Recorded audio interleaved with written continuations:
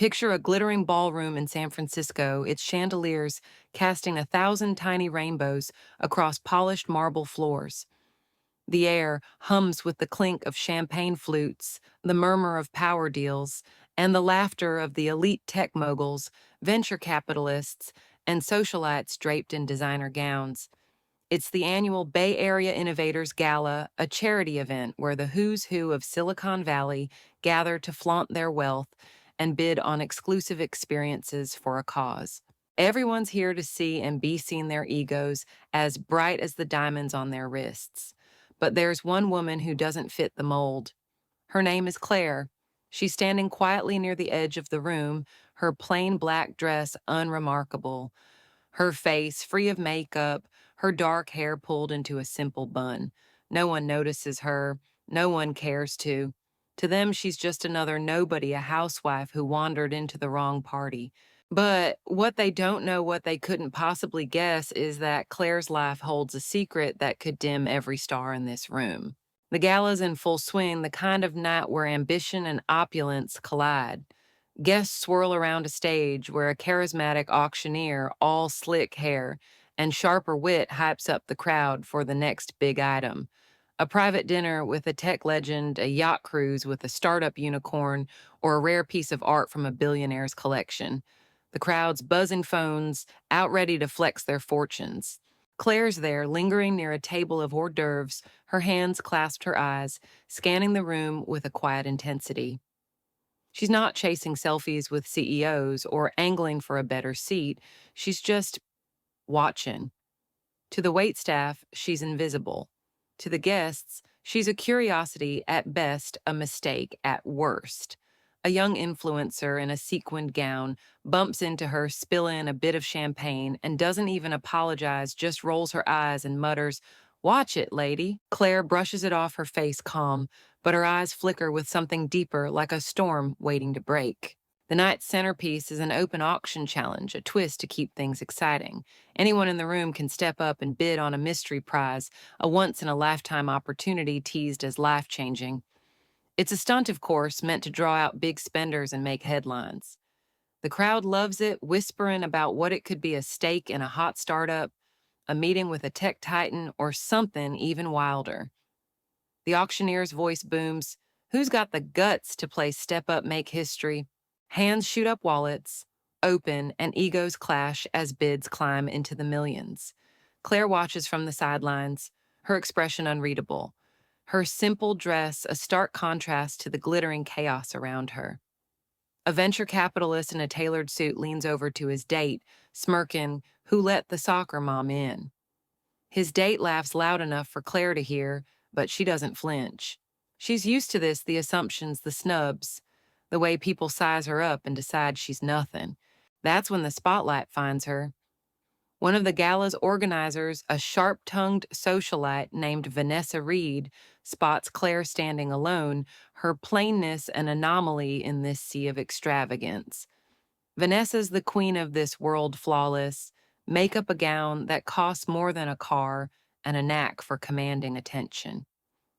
Tonight she's bored, and Claire's quiet presence is a perfect target. "Excuse me," Vanessa calls, her voice cutting through the chatter like a knife. "You in the dress. Are you lost?" The room turns, eyes locking on Claire, and a ripple of laughter spreads. Someone snorts. What is she bidding with coupons? Vanessa grins, sensing blood in the water. "Come on, sweetheart, don't just stand there. Want to join the big leagues? Or are you here to clear the plates?" The crowd roars, phones up, ready to capture her humiliation.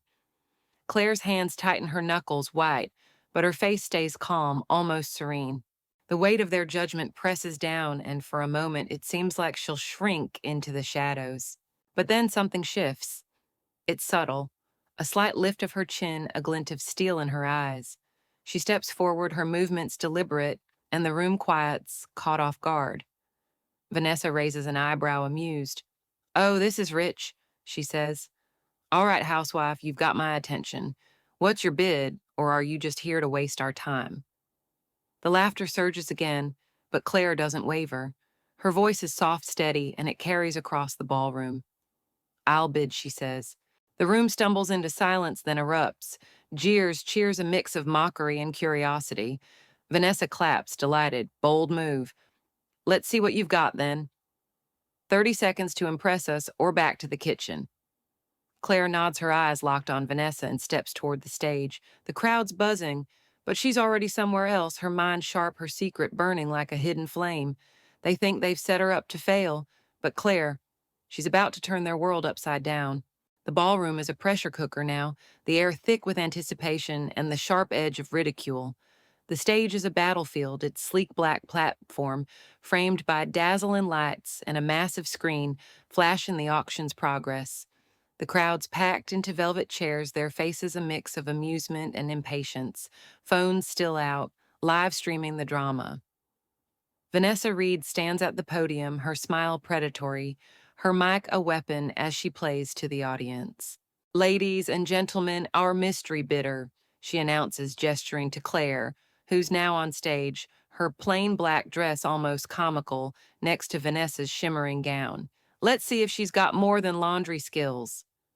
The crowd roars and a chant starts up, "Housewife, housewife." It's cruel design to break her, but Claire stands tall, her hands steady her eyes, scanning the room like she's memorizing every face. The auctioneer, a polished man named Marcus, takes over his voice, smooth but laced with skepticism. "All right, miss." He pauses, waiting for her name. "Claire," she says, her voice clear, unyielding. Claire Marcus repeats, smirking. "You've got 30 seconds to make a bid that matters. Impress us or step aside for the real players." The crowd snickers, and a tech bro in the front row yells, "Bet she's got a coupon for that." Claire doesn't react. She steps to the bidding tablet, a sleek device displaying the current figure, $5 million. The room's watching, waiting for her to fumble to back down. A waiter passing by mutters, "She's gonna crash and burn loud enough for her to hear." A socialite in the second row whispers, "Who does she think she is?" But Claire's focused, her fingers hovering over the tablet, her mind racing with the plan no one sees coming. The clock's ticking and the tension's suffocating. Other bidders, a cocky startup founder, a hedge fund heiress, throw out massive numbers, each trying to outshine the last. The screen flashes $6 million, $7 million, $8 million. The crowd's cheering, egging them on, but their eyes keep darting to Claire, expecting her to fold. Vanessa leans into the mic, her voice dripping with mockery. "Come on, Claire, don't keep us waiting. Got a piggy bank back home." The laughter's deafening and someone shouts, "Back to the suburbs." Claire's hands tremble slightly, not from fear but from the weight of what she's about to do. She takes a deep breath, her face serene, and taps the tablet. The screen freezes, then updates 20 million. The room gasps a collective intake of breath, and the laughter dies. Marcus blinks, stunned. Did I read that right? 20 million from Claire. The crowd's buzzing now, but it's different. Confusion, disbelief, a few nervous laughs. Vanessa's smile falters, her eyes narrowing. "That's cute," she says, recovering quickly, "but let's see if you can back it up." Anyone can type a number. The crowd murmurs, some nodding, others leaning forward, intrigued. Claire doesn't respond. She just stands there, her gaze steady, her silence louder than any retort. The auctioneer hesitates, then moves on, calling for counterbids. The startup founder jumps in, pushing it to $22 million, but his voice lacks its earlier swagger. The heiress counters at $25 million, but her hands are shaken. Claire's bid has shifted the game, and the room feels it. The screen flashes, the numbers climbing, but every eye's on her, trying to figure out who she is. That's when things go wrong. The tablet glitches, freezing mid-bid, and a tech assistant storms over, his face red. "This is a serious auction," he snaps, glaring at Claire. "We don't have time for glitches or wannabes." The crowd laughs again, sensing blood, and Vanessa pounces. "Looks like the housewife's out of her league," she says, her voice venomous. "Maybe stick to folding laundry." The chant starts up again, "Housewife, housewife," and it's like a tidal wave threatening to drown her. Claire's hands clench, her jaw tightens, but she doesn't break. She looks at the assistant, her voice low but firm. "Fix it," she says. He scoffs, but something in her eyes makes him pause. He restarts the tablet, muttering, and the screen flickers back to life. The clock's down to seconds now, and the room's a frenzy. Bids are flying, but Claire's $20 million still looms a challenge no one expected. The crowd's not laughing as much anymore. A few people in the back whisper, "Who is she?" Others check their phones searching for answers. Vanessa's gripping the podium, her composure cracking. Marcus calls out, 10 seconds, final bids. The startup founder hesitates, then drops out. The heiress raises to 26 million, but her voice is weak. Claire steps forward, her movements deliberate, and taps the tablet again. The screen flashes, 50 million, the room explodes. Gasps, shouts, disbelief. Marcus stammers, 50 million from Claire. Vanessa's face drains of color. Her mic slipping slightly. The crowd's on edge, phones up, live streams going wild. They thought they had her pegged, but Claire's just getting started, and the secret she's carrying is about to light up the night like a supernova. The ballroom's a different beast now, the air charged with shock and curiosity. The chandeliers seem brighter, the marble floor colder, as every eye locks on Claire standing alone on the stage. Her plain black dress, a quiet rebellion against the glittering chaos. The screen behind her glows with her $50 million bid, a number so audacious it's rewritten the room's hierarchy. The crowd still reeling their phones, buzzing with speculation, their whispers a mix of awe and skepticism. Vanessa Reed, usually untouchable, grips the podium like it's the only thing keeping her upright. Her smile's gone replaced by a tight-lipped stare, her eyes boring into Claire like she's trying to crack a code. Marcus, the auctioneer, recovers his polish, but his voice betrays a tremor. $50 million, he repeats almost to himself. From Claire, do we have any counters? The room's silent, the kind of silence that swallows sound, and for the first time, the crowd's not laughing. Claire stands calm, her hands clasped, her face serene, but her eyes alive with something fierce. The startup founder who bid earlier slumps in his seat, shaking his head. The heiress fidgets with her necklace, her confidence shattered. A tech mogul in the back mutters, "She's bluffing." Has to be, but no one dares challenge her. The assistant who snapped at her minutes ago hovers nearby, his face pale, unsure whether to apologize or disappear. Vanessa tries to regain control, leaning into the mic. "Well, Claire," she says, her voice sharp but unsteady, "you've got our attention. But bids don't mean anything if you can't pay. Care to prove you're not just playing dress up?" The crowd murmurs, some nodding, others holding their breath. They want her to fail to be exposed as a fraud, but there's a crack in their certainty, a nagging doubt that keeps them glued to her. Claire doesn't answer right away. She steps to the tablet, her movements deliberate, and taps it one last time. The screen flickers, then updates 100 million. The room erupts, shouts, gasps. A woman in the front row dropping her glass champagne splashing across the floor. Marcus nearly chokes, his mic crackling. $100 million, he stammers, his polish gone. That's when it happens. A man in the back of the room stands, his presence commanding, despite his unassuming gray suit. He's tall, mid-40s, with sharp features and a quiet intensity that cuts through the noise. The crowd turns, recognizing him instantly. Elliot Vance, the elusive tech billionaire founder of a company that redefined artificial intelligence, a man whose net worth makes the room's collective wealth look like pocket change. He's rarely seen in public, a ghost in Silicon Valley's spotlight, but tonight he's here and his eyes are locked on Claire. The room quiets, sensing something monumental. Vanessa's voice falters as she tries to speak, but Elliot raises a hand, silencing her without a word. He steps forward, the crowd parting like water, and walks to the stage. "Claire," he says, his voice low but carrying across the ballroom, "you didn't have to do this." The crowd's stunned whispers rippling.